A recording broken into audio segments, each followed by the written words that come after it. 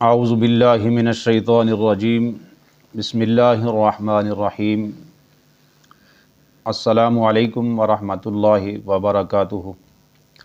الصلاۃ والسلام علیک یا سیدی یا رسول اللہ وعلی آلک واصحابک یا سیدی یا حبیب اللہ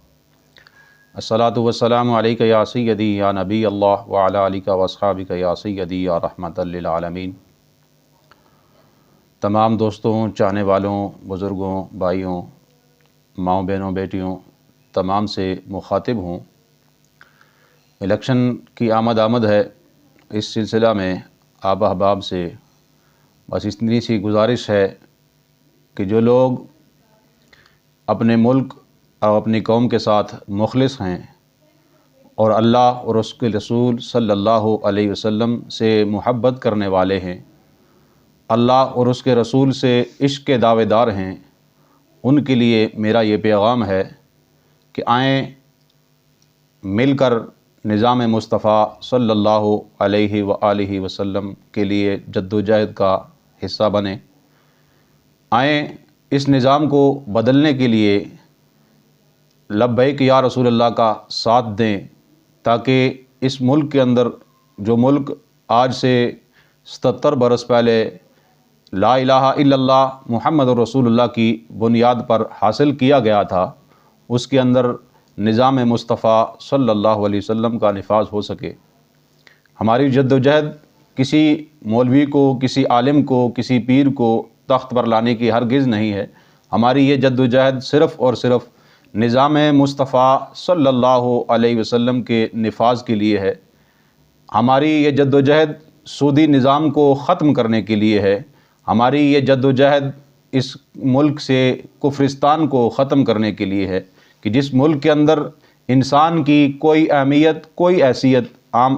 انسان کی نہیں ہے۔ تو دوستو، بھائیو، جس مذہب کی اللہ تبارک و تعالیٰ کے ہاں بڑی مقبولیت ہے اور 42,000 مذاہب میں سے جس مذہب کو افضلیت حاصل ہے، جس مذہب کو اللہ تبارک و تعالیٰ نے پسند فرمایا ہے، جس مذہب کو ہمارے لیے رائج کیا ہے، اس مذہب کو، اس مذہب کے نظام کو اس ملک کے اندر نافذ کرنے کے لیے اس جد و جہد کا حصہ بنے۔ لوگ کہتے ہیں کہ یہ مولویوں کی جماعت ہے، شاید مولوی تخت پر آنا چاہتے ہیں، تو ایسا کوئی عمل نہیں ہے، نہ کسی مولوی کو شوق ہے تخت پر آنے کا۔ ہمارے بابا جی ہمیشہ کہا کرتے تھے کہ مولویوں کے نہیں بلکہ اس نظام کو بدلو۔ مولویوں کو تخت پر لانے کی ضرورت نہیں، بلکہ تخت پر حضور صلی اللہ علیہ وسلم کا دین لانے کی اشد ضرورت ہے۔ تو اس جماعت کے جو بنیادی نکات ہیں وہ دین اسلام کو تخت پر لانا اور نفاذ دین کرنا، تحفظ ناموس رسالت و عقیدہ ختم نبوت، تحفظ ناموس صحابہ و اہل بیت اور دیگر مقدسات اسلام کی عزت، فلسطین، کشمیر، پوری دنیا کے مظلوم مسلمانوں کی معاونت، افواج پاکستان کے لیے جدید اسلحے کی فراہمی، ایٹمی اثاثہ جات کا تحفظ، عدل و احتساب کا نظام اور دور فاروقی کو آئیڈیل بنا کر نافذ کرنا، سودی نظام معیشت کا خاتمہ اور بلا سود قرضوں کی فراہمی، پاکستان پر اندرونی اور بیرونی قرضوں کا بتدریج خاتمہ اور بتدریج نجکاری، تمام شعبہ میں سادہ طرز زندگی اور VIP کلچر کا خاتمہ، بنیادی ضروریات زندگی، بجلی، پانی، گیس اور رہائشی سہولتوں کی فراہمی، اعلیٰ معیار کے تعلیمی اداروں کا قیام اور مفت تعلیم، میرٹ پر سرکاری ملازمتوں کی فراہمی،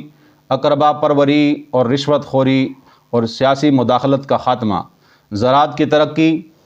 اور صنعتوں کے لیے بہترین سہولتوں کی فراہمی، آبی وسائل کے لیے چھوٹے بڑے نالوں کی تعمیر، معدنی وسائل کا بہترین استعمال،